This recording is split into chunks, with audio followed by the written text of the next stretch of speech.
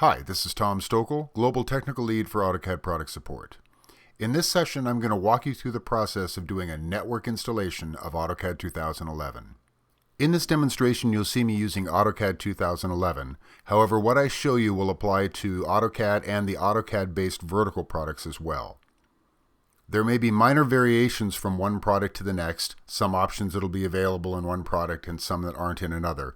But most of the steps that I'm going to run through are common to the AutoCAD-based products. One of the keys to a successful installation are the things that you do before you begin. This is preparation and information that you gather before you actually begin the install process. The first thing I recommend is review the installation documentation before you begin installing. Take time to familiarize yourself with the docs that are there. There's a lot of documentation that's available on your installation media, and you can also get at this information from within the installer. Many of the questions that were asked in product support are already addressed in the documentation that comes with the product. So take a few minutes and familiarize yourself with the docs. The next thing to do is check your system requirements. Again, this is information that's available in the documentation, and you can also get this information from the Autodesk website. Make sure that your machine has enough RAM, enough free hard disk space, and that you're running a supported operating system. Then confirm your administrative permissions. In order to install AutoCAD, you must have administrator permissions. You don't have to have domain administrator permissions, but you do need to have administrative rights in order to do the installation. Once the installation is done, you don't need administrative permissions to run AutoCAD. You can run AutoCAD as a limited user. Make sure you turn off any virus checking software that you have running on your system before you start installing. Most virus software does real-time checks of files as they're being put on your system. And not only can this slow down the installation process, but it can actually introduce errors. So make sure your virus checking software is turned off before you install, and then turn it back on when you're done. It's also a good idea to close any programs that are running. There are some applications like Microsoft Outlook, for example, that can get in the way of an installation and can actually introduce data loss. So before you start installing, turn off anything else that's running. If you're a subscription customer and you're planning on installing AutoCAD in a different or additional language, now would be a good time to go to the subscription center and download that language pack. Don't wait until you get to that point in the installation. Go ahead and find the language pack now so it's already extracted and available on your local hard drive. And one of the most important steps is locate your serial number and product key. When you install AutoCAD, you're going to be prompted for both the serial number and product key on the Product and User Information page. This information can be found in a couple of different places. If you have physical media, if you have the box, then you'll see your serial number and product key printed on the label of the box. In this example, I'm showing you a label from AutoCAD 2010. However, the same information is available on the 2011 products. So if you're installing from a DVD, the first place to look for this information is the product packaging. If you get it by way of electronic fulfillment, then there would have been an email sent to you that looks something like this. And that email also will include the serial number and product key for the product. And finally, if you're a subscription customer, you can log into the subscription center, go to Contract Administration, and you can find the serial number and product key for all of the products in your subscription. So it's a good idea to make sure you have all of this information before you begin installing. Since you're installing a network license product, you're going to need to specify the name of the server that will be running the Network License Manager. If you don't know the server name, you can find it by opening up a Windows command prompt on the system that will be running the Network License Manager. And at that prompt, you can enter ipconfig/all and then note the hostname entry. And finally, you're going to need to know the license server model that's being used on your network. Let me briefly describe the three different types. In a single license server model, the Network License Manager is installed on one server. And there is a single license file put on that server that has all of your license information. The single server model is the easiest to administer and maintain. All license management and activity is restricted to just the one server. The disadvantage to a single server model is if the server fails, there will be no licenses available to any users. In a distributed license server model, the licenses are distributed across 2 or more servers, and a unique license file is required on each server. In order to create a distributed license server, you have to run the Network License Manager on each server that's part of that server pool. Each server gets a unique license file, so you end up breaking up licenses across the servers. So if you had a total of 10 licenses, for example, you could put 3 on one server and 7 on another. The advantages of a distributed server model are that servers can be distributed across a WAN. They don't have to be all on the same subnet. And if one server fails, there will still be some licenses available to you. In a redundant server model, you use 3 servers to authenticate a single license file. One server acts as the master, and the other 2 servers act as backups in case the master server fails. You need to put the same license file on all 3 servers, and the Network License Manager needs to be running on each server. The advantage to a redundant model is that it provides backup if one of the servers fails. As long as at least 2 of the 3 servers are running, you'll still have access to all of your licenses.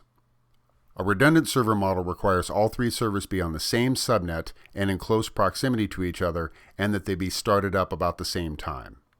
The disadvantage to a redundant server model is that if more than one server fails, there'll be no licenses available.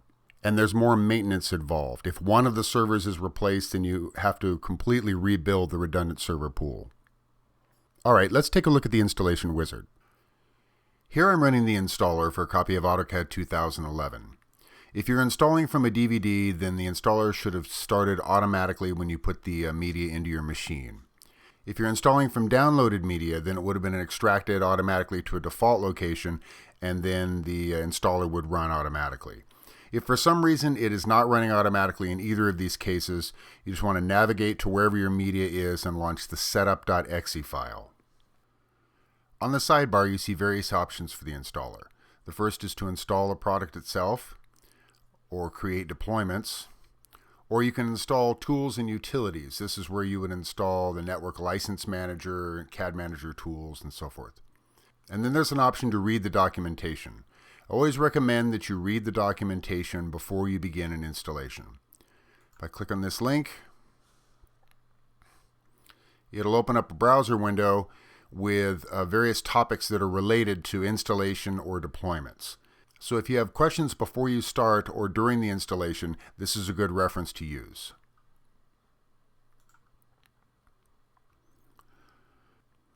The last option in the installer is to change the language of the installation instructions. If your product supports multiple languages, then you could change the installation instructions. This wouldn't change the language that the product is installed in, it would only modify the instructions. So we'll leave that as English. And I'll choose to install products. The first thing I want to point out is the links that are in the sidebar. These are help topics that are pertinent to whatever options you're dealing with in the current page in the installer. For example, installation prep, system requirements, choosing a language, etc. These topics will change as you move from page to page, so it's important to keep an eye over there and just kind of see what help is available for the page that you're on. From this page in the installer, you'll choose the products that you want to install. By default, AutoCAD 2011 is checked.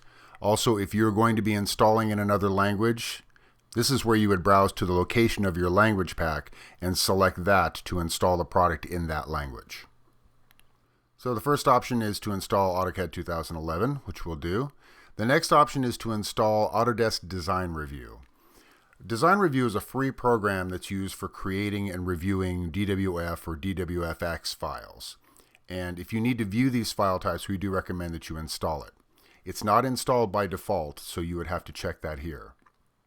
If you plan on installing Design Review 2011, we recommend that you manually uninstall any older versions of Design Review that may be on your system.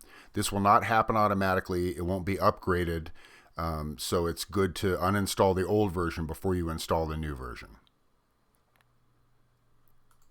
The next option is to install the Medium Image Material Library. This is something new to the 2011 products. And the Autodesk material libraries are shared libraries that are installed by multiple products and are shared across products. So if you install it once with AutoCAD, then you wouldn't need to install it again if you were installing Inventor on your system or Revit. By default, there are a couple of libraries that already get installed, but you have to choose whether or not to install the medium image library. The first default library is the Autodesk Material Library, and this is installed by default, and it's required by AutoCAD to have full visual style and color style functionality. The second library that's installed by default is the Base Image Library, and this contains low-resolution images for use with Autodesk materials. Installation of the Medium Image Library is controlled by this option. This is an optional installation, and it contains medium-resolution images for rendering materials in medium detail. So if you're doing close-ups or you're rendering objects at larger scales, then you would want to install this library. If you know you won't need this, you can leave this option unchecked, as it does add approximately 600 megabytes to the installation size. I'll leave it checked and say next.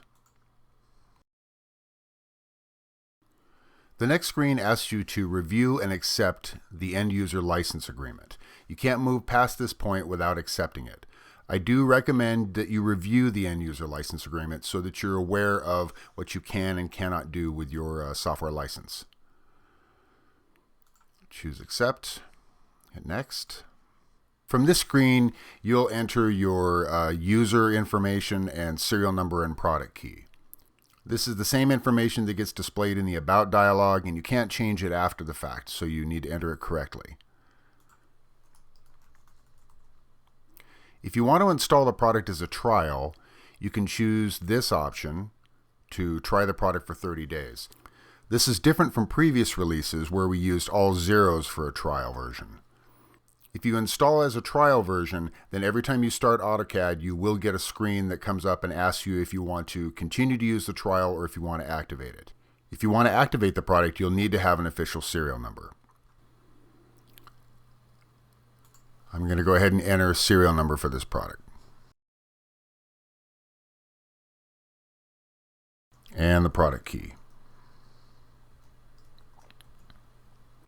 As I said earlier, the product key is going to vary from product to product. So even though I'm using AutoCAD here, if you're installing another product, then you'll want to confirm what the product key is to use.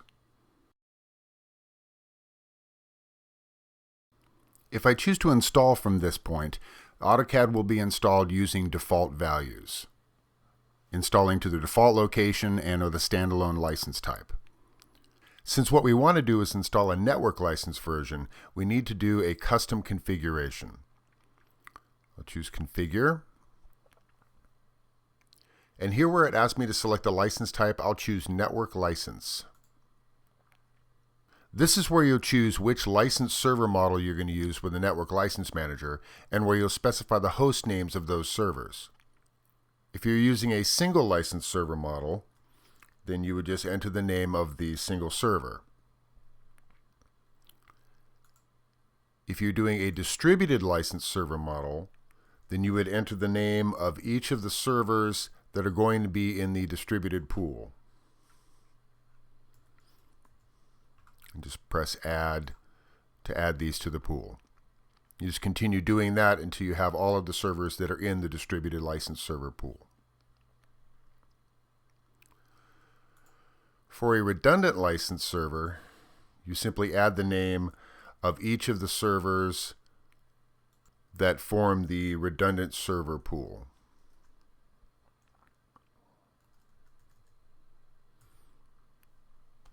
Okay, but for my purposes, I'm going to do a single license server. So I already have my name there, and I'll hit Next. And now I can choose to do either a typical installation or a custom installation. A typical installation installs the most common features, whereas a custom installation allows you to modify what gets installed. I'll choose Custom. And now you see a list of the features that will be installed. This is where I can make changes to what actually gets installed on my system. For example, if I don't want to install drawing encryption, or I don't want to install the license transfer utility, I can uncheck these from the list, and then they will not be included in the final installation.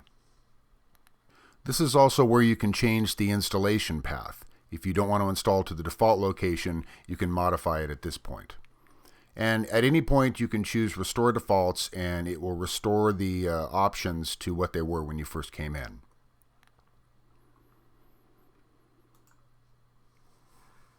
This screen in the installer allows you to include any available service packs for your product. The installer has contacted Autodesk.com and determined that there are no service packs currently available for this product. If there were service packs available, you could choose to include them using this option, and then the service pack would download and be a part of the installation. If you've downloaded your service packs separately and you have them on a local drive or on a network drive, then you could choose this option and then add them to the installation. Or you could choose not to include a service pack at all. Since there's no service packs available yet, let's say next. And now my configuration is complete. I'll choose Configuration Complete. And I have one more chance to review all of my settings before I begin installation. Everything looks fine to me. I see that I'm installing a network license type, single license server. There's my server name. I think I'm ready to install. At this point, the installer begins installing AutoCAD and any selected products, as well as any components that are needed. The list on this side may vary. For example, if your .NET installation was not up to date, you would probably see an entry there for .NET. And now we just let it run.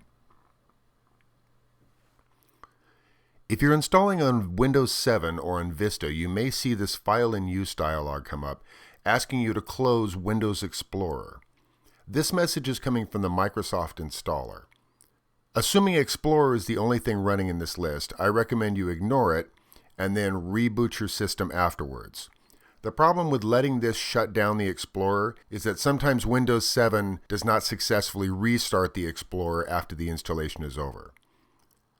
So I recommend you just ignore this and then reboot your system afterwards to make sure that everything's clean. So I've jumped ahead a little bit, and now my installation is complete. If you want to view the installation log, it shows you that location here, and then you have the option to view the AutoCAD 2011 README file. I always recommend viewing the README file, so I'll leave that checked and choose Finish. And it opens up the README file in a browser window. The README file is a good resource for late-breaking information that may not have made it into the documentation, and any known issues and limitations with features, as well as reference for what's changed in commands and system variables. It's just a good reference. Always recommend reading it. So now my AutoCAD installation is complete, and I'm ready for first launch. In summary, I've told you what information you need to gather before beginning an installation. I've explained the different license server models, and then I walked you through doing an actual installation of AutoCAD. I hope this information has been helpful and leaves you better prepared for your next network installation of AutoCAD 2011. Until next time, thanks for watching.